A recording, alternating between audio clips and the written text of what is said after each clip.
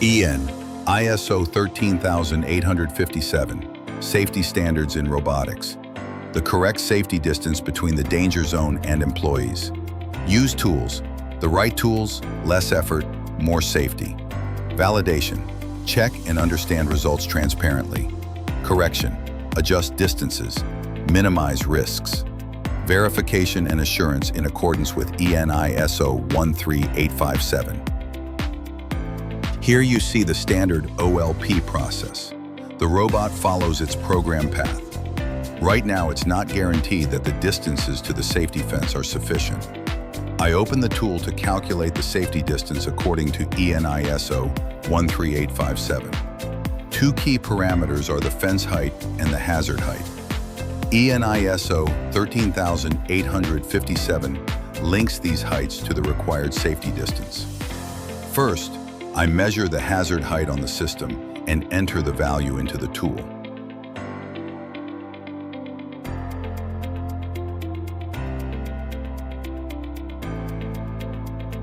Then I measure the fence height and enter that value as well.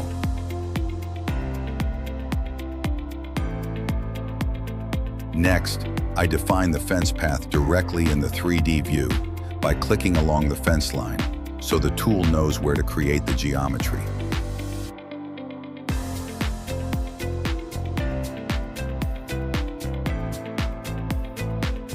I start the generation. The 3D geometries with the correctly calculated offset are created. Here you can see the safety volumes as 3D bodies. I now use these bodies for collision checking, safety geometry against the robot and the gripper. This validates whether the paths meet the standard.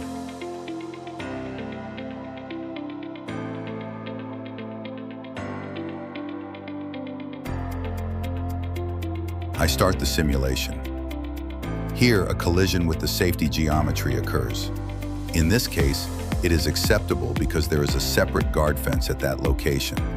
The next collision, however, is not acceptable. The path runs too close to the worker area and must be corrected.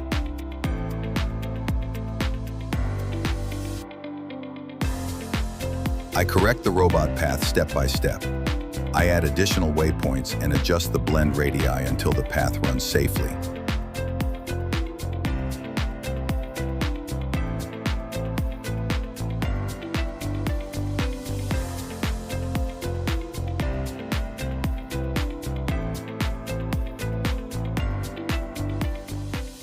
I also create an additional fence panel as 3D geometry to mark the zone more clearly.